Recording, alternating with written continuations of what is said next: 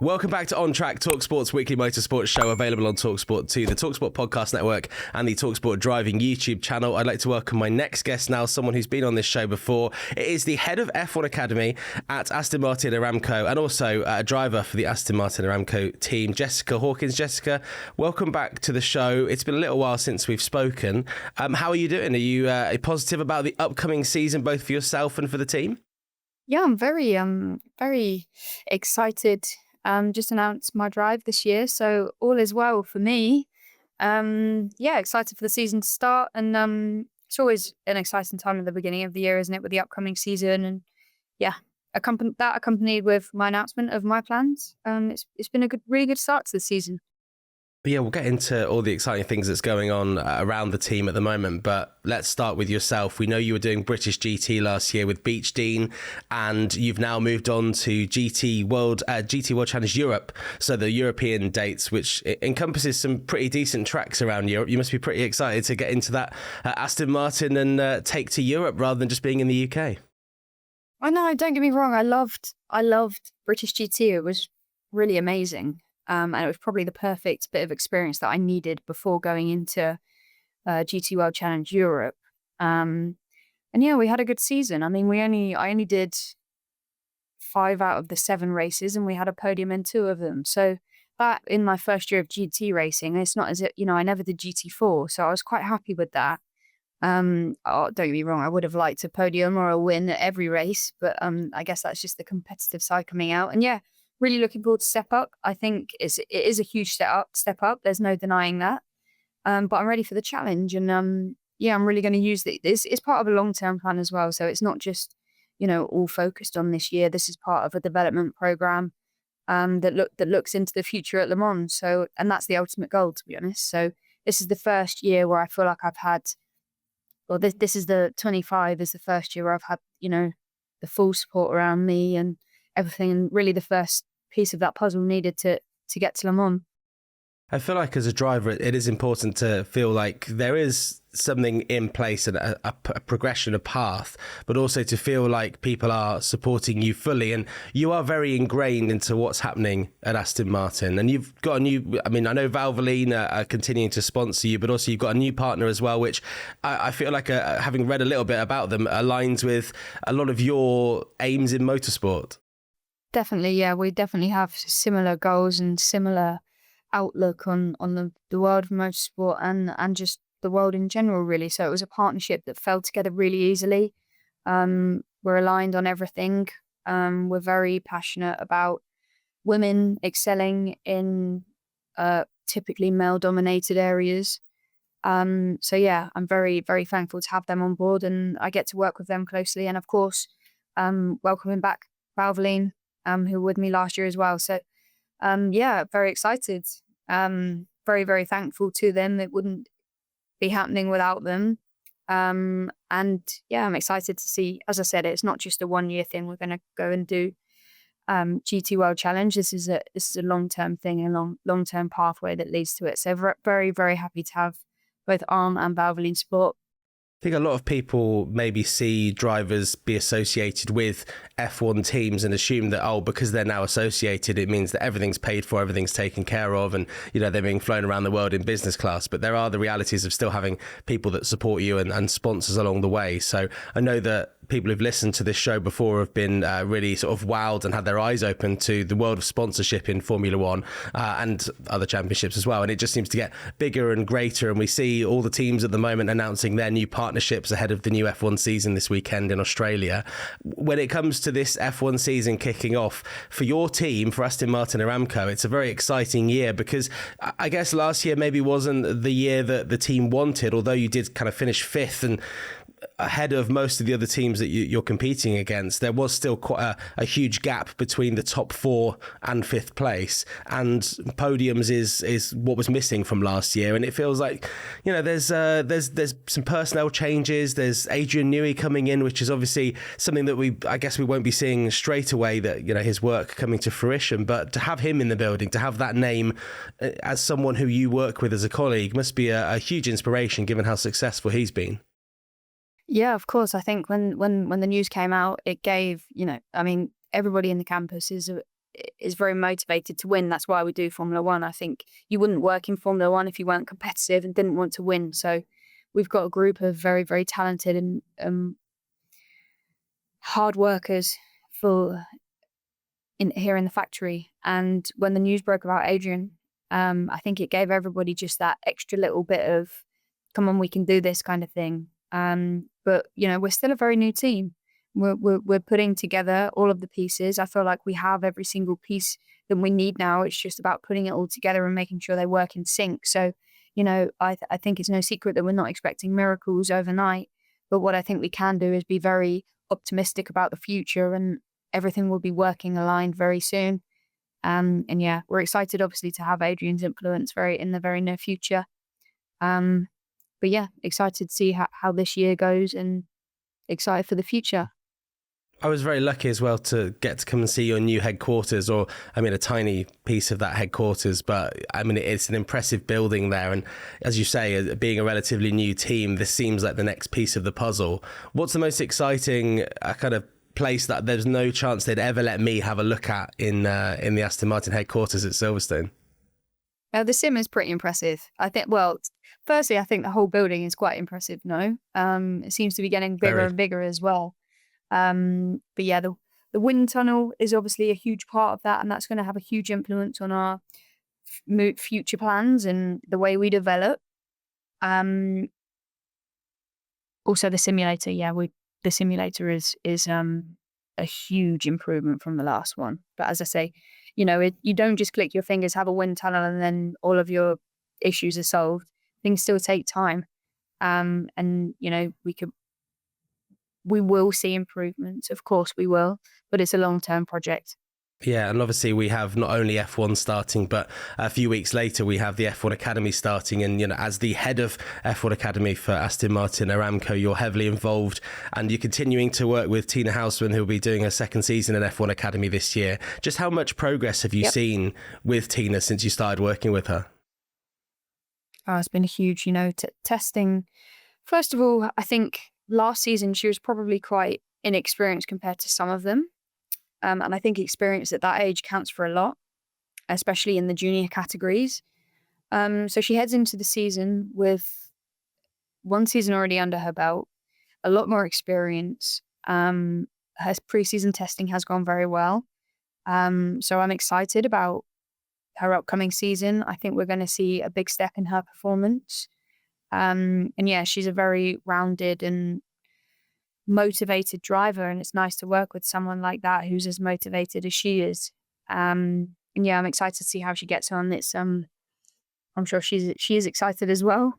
But yeah, that's a program that I'm very passionate about, and to see how far she's come and her development especially over the winter, has been very, very good.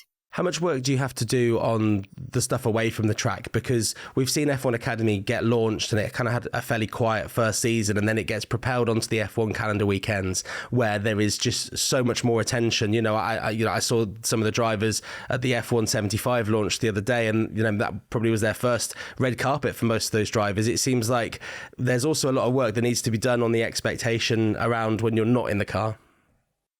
Yeah, it's this is one of the most elite championships in the world. They are young athletes at the end of the day, and they're constantly, they're in the limelight, which is needed as well. That's a part of it. That's not something that they can shy away from. And they're getting all of this experience at such a young age, and it's really valuable experience that they'll take forward into when they move on from F1 Academy, when they've done their 2 years and they follow and go on to bigger and better things. But the experience that they're getting is really invaluable. And they wouldn't have those experiences without F1 Academy. And yeah, I think the championship did such a good job in year one that there was only one place for it to go. And not only from that point of view, but the drivers are only allowed to do two years in F1 Academy. So, as much as we have Tina now, we're already looking at who we're going to have the following season, because Tina will have had her second season. So it's a constant moving, we need to make sure our driver is performing. We need to make sure that she's getting everything she needs. Equally, we're getting everything we need.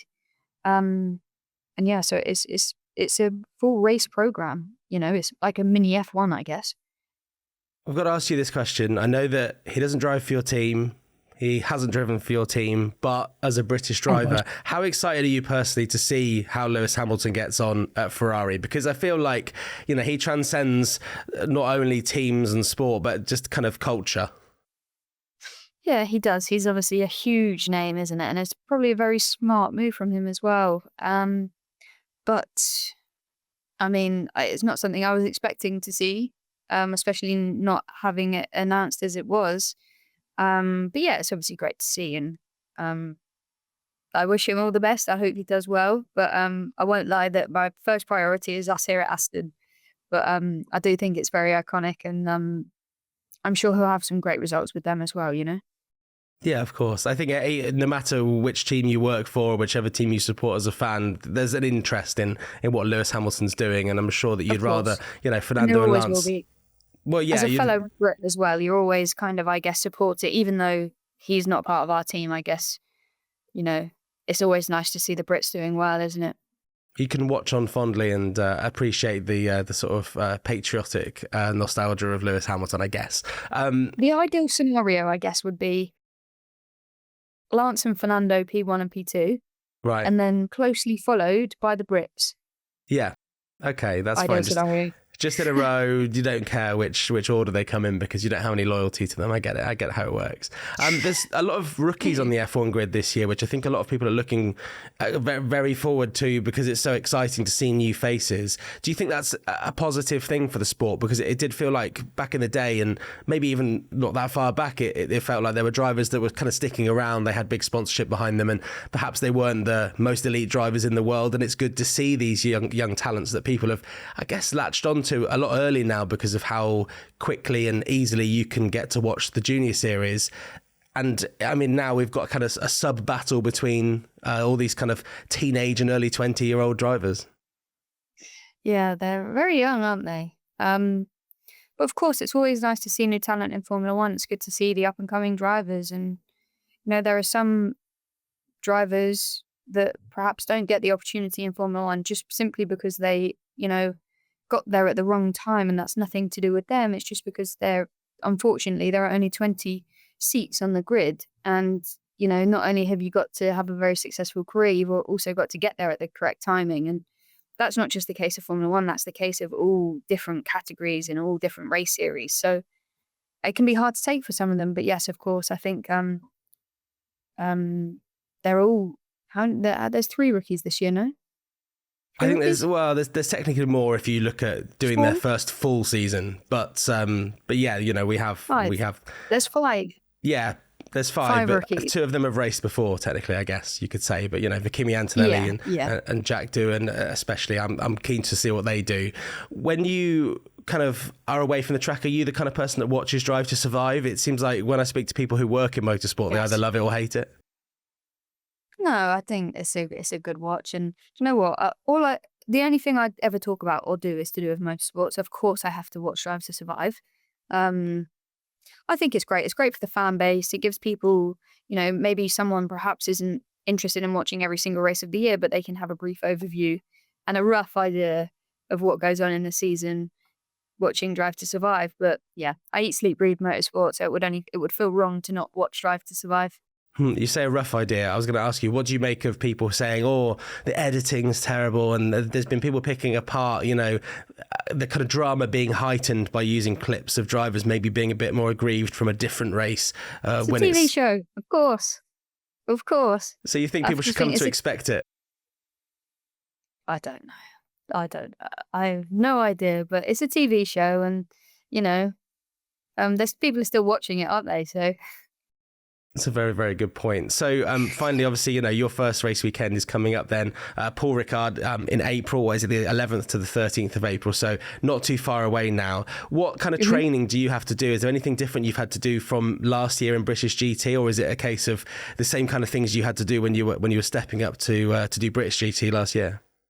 I think it's probably changed slightly because when I was doing the single seater stuff, for instance, W Series, it was very strength based.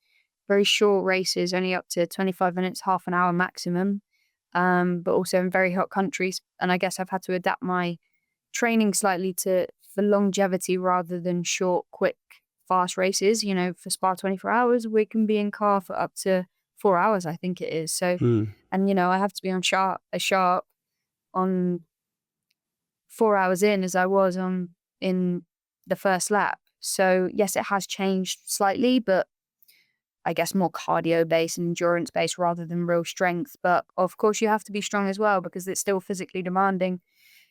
You know, a few hours in, is still tough. In fact, I'll let you know if it's tougher or easier. I'll let you know.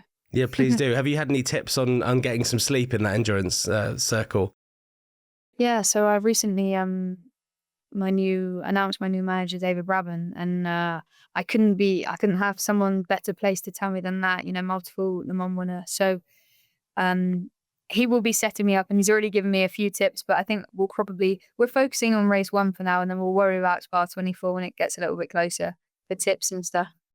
Excellent. I'm sure you'll have it down. I've been enjoying watching Karun Chandok. Every year he does a sort of guide of how he stays on the right time zone when he travels to Australia. And I think every year he seems to fail somehow. So I would just not overthink it. I don't think it's worth overthinking. I'm sure once you're in the car, the adrenaline will take you through.